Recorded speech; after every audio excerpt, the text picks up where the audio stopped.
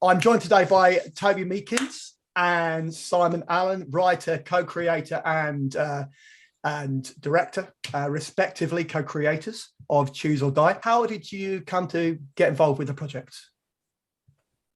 Who wants to go? Toby, you go. Yeah, no, you take it. You take it away. Well, it had quite as these things often do, quite a torturous journey. We made a very well acclaimed short film called Floor 9.5 for Fox, which went out on Fox on various television channels in 2017 and caused an uproar. It was a bit of a viral sensation. And there was a lot of interest in sort of more horror from us because we made a couple of other horror shorts together before that. So we came up with this idea, Cursor, right, which was just a sort of play on words, a game containing a curse, 8-bit and all of that. And it was Toby that kind of said, oh, we should have, if you're going to have this kind of archaic artifact from the 1980s, you should have someone contemporary being menaced by it. And those two things together created this sort of idea of, you know, a contemporary character who has a problematic relationship with the kind of pop culture iconography and artifacts of the 80s, and playing that as a sort of the same way someone like M.R. James plays with kind of medieval artifacts and so on, and trying to recalibrate our kind of relationship with that decade, because so much stuff is full of veneration and you know, respect, and it's kind of deified almost. And we got a lot of interest in it. And at one point, Ridley Scott was attached to it as an exec producer, and it was going to be a Quibi project, and Jeffrey Katzenberg loved it, and it was going to be one of their big shows. And then we all know what happened with Quibi. And it was Toby who reconceived it and said, look, I think we could do this as a low budget horror film, very much with that kind of indie vibe.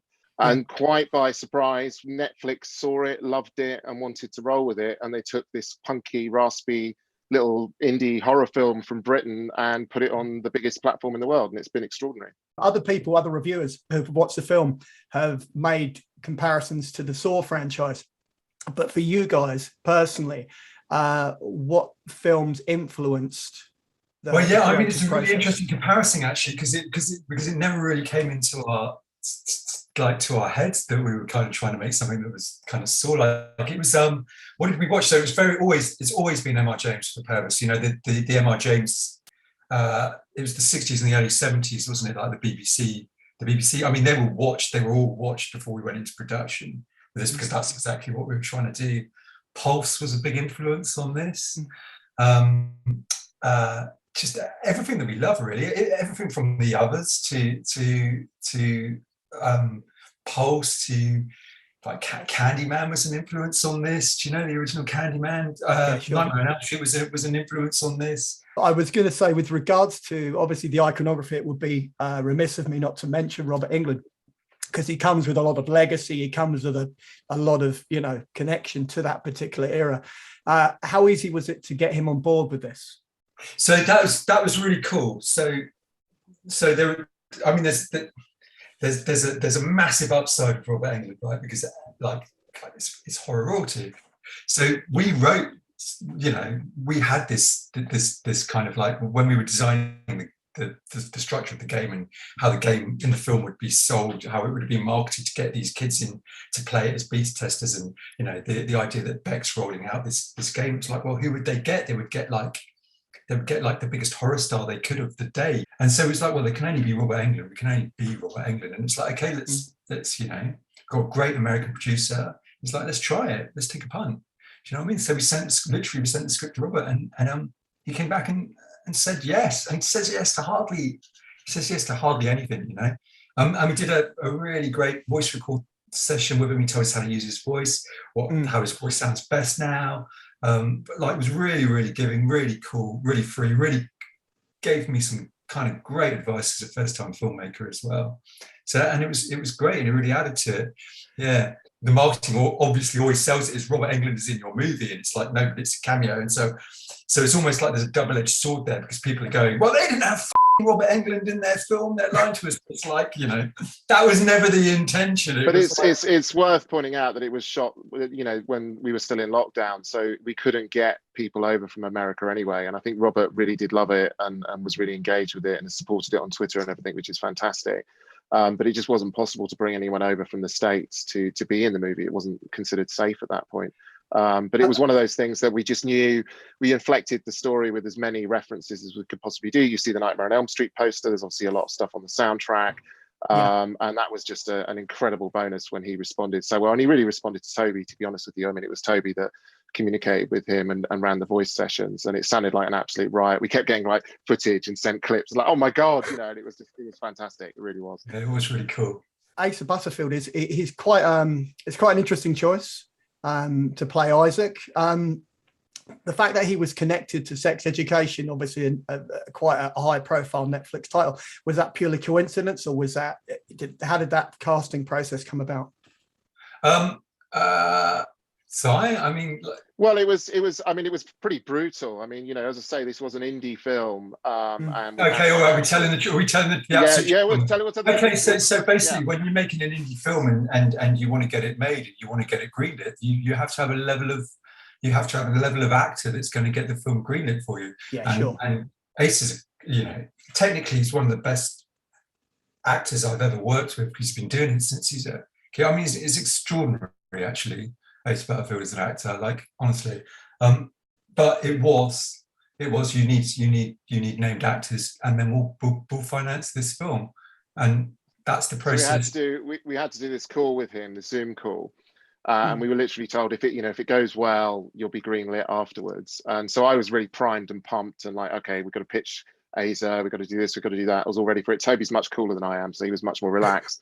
And Asa fired up at like 10 o'clock at night. I think he was still shooting Sex Education or something. And he got all this kind of gaming paraphernalia in the background and everything, and was really like enthusiastic about the script and the films and the 8-bit stuff, and as I think it even made his own 8-bit game. And I just him and his mate made their own 8-bit game. He's a massive gaming fan, and he really loved the project. Robert was like really clear. Like, one of the pieces of advice that he gave us was, which kind of tracks into the way that Simon and I work, was make sure that the film has levity.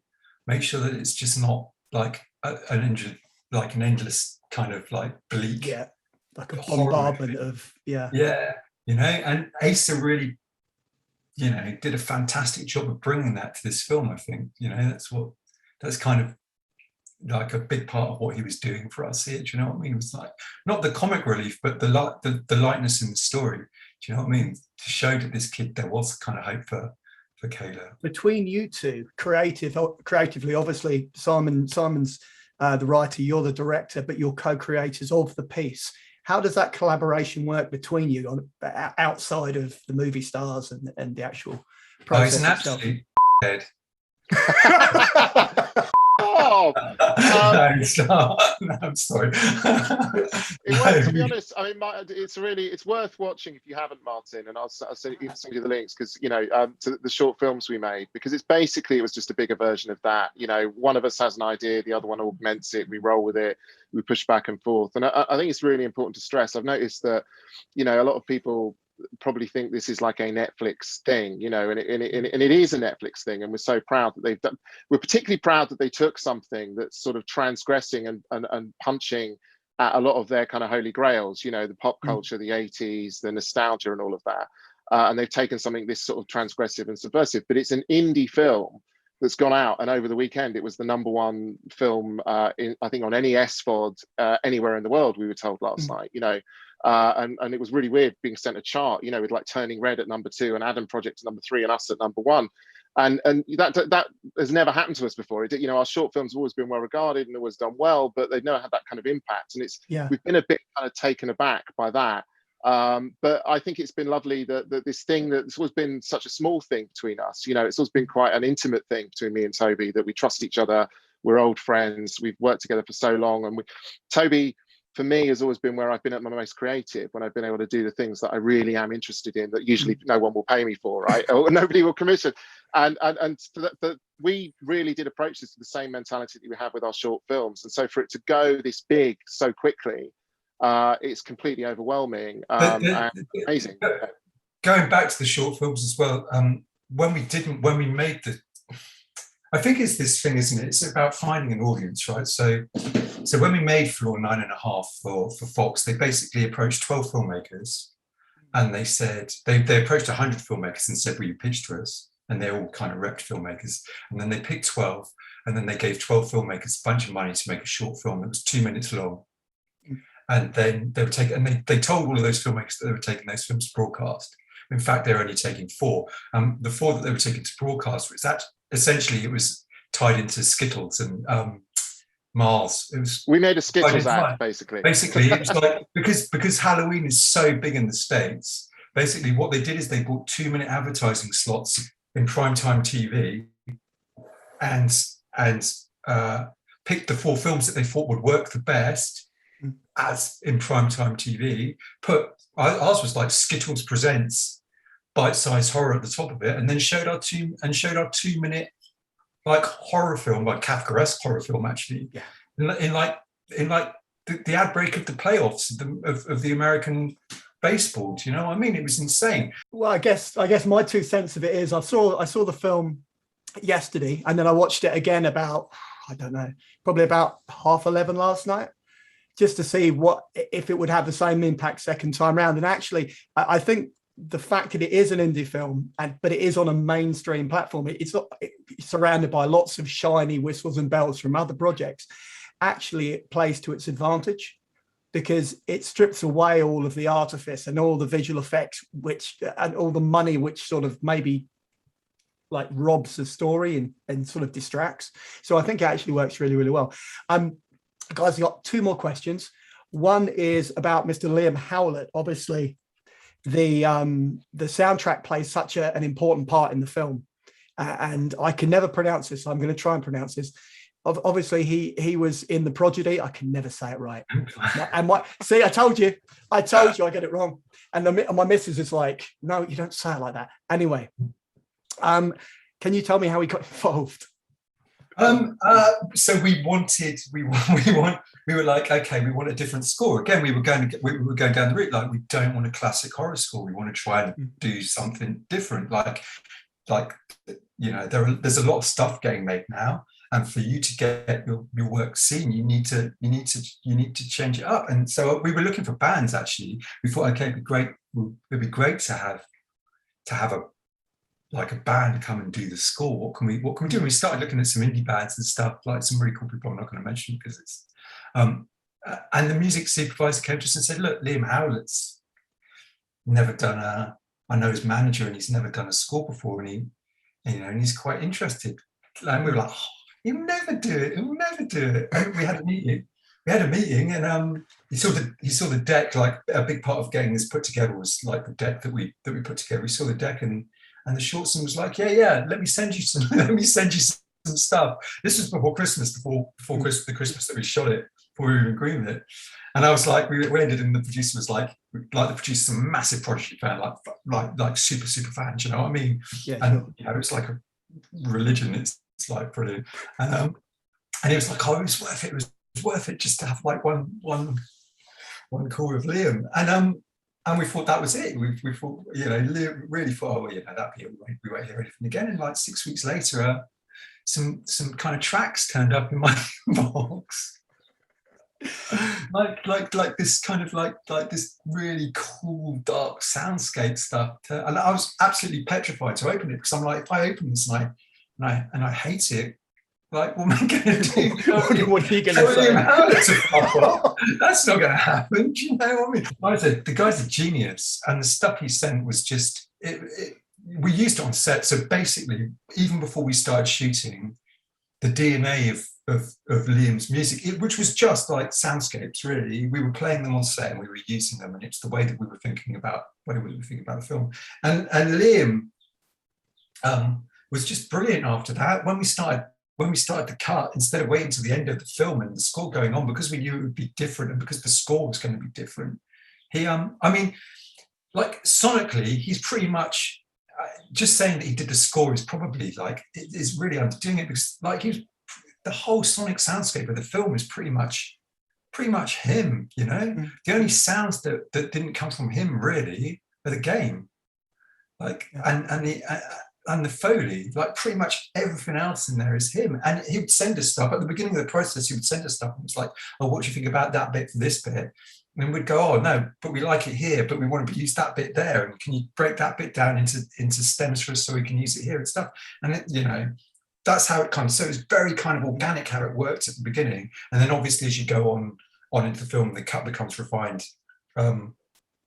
What you're asking the composer to becomes more refined as well, and it just kind of, but because we created like a language, you know, an understanding, we were communicating really well, it kind of worked really well all the way through. Wow. I'll tell you what, it occurs to me, literally occurred to me a second ago, the opening credits of Shallow Grave, which is a left field track over the top of it, are quite similar, sonically, quite sort of like propulsive and sort of like really sort of like synth driven.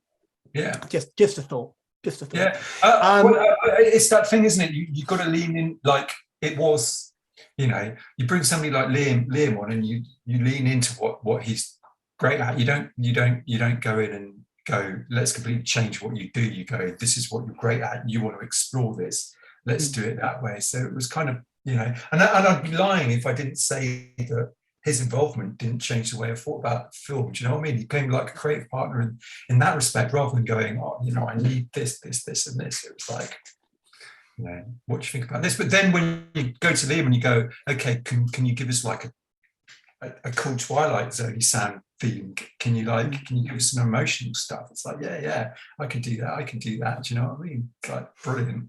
Creatively, if you had to choose between all the time in the world and no money, or all the money in the world and no time, which one would you choose and why?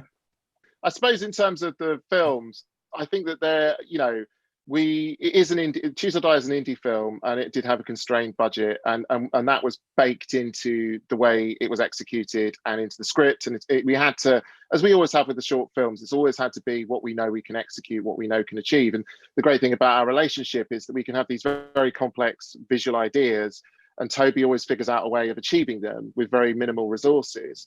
And I thrive on that. I find that amazing. You know, I've worked on shows and things with huge budgets, and it doesn't necessarily make you more creative. I think that sometimes restriction does produce more creativity because you solve things practically and tangibly. And again, you know, I love that kind of handmade quality where you can see the fingerprints of the creativity in the film. And I think you can see that with Choose or Die. So look, I mean, I would love all the time in the world and all the money in the world, but I think that there is something really true and honest and something really exciting that happens when you're up against it. And I think almost anyone who works in film and TV, if they're being honest, would say that, you know, it's the solving of problems that's the most exciting thing about this job and this industry. And you very quickly, as you progress in the industry and you work with more and more people, you learn that the people that really endure are the ones that are good at doing that. They're not the ones that sit back and make assumptions about how easy it is to do these things. They're the ones that understand what it's like at the coalface. So I like the creativity of problem solving and you know, not having huge resources and all of that. I think it's great, and I think you can see that in this movie. And one of like the visual effects guys, I mean, we mixed visual effects and like SFX as much as we could in this, because that's the way that I like to work.